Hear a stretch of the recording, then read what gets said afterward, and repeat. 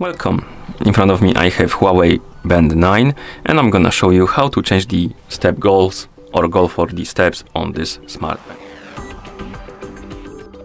Before we start, if you want to change the goal for the steps or step goals on this smart band, your band needs to be paired with a phone via the Huawei Health application.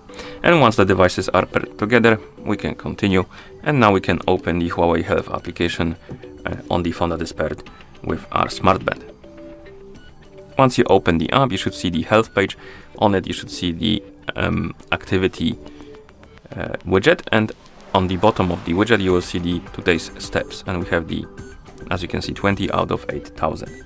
Tap on this step counter and it will open the steps page, and here we have more detailed information, and one of the informations is the goals progress.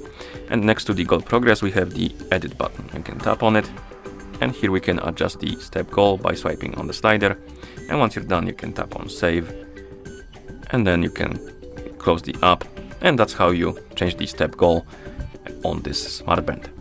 Thank you for watching. If you found this video helpful, please consider subscribing to our channel and leaving the like on the video.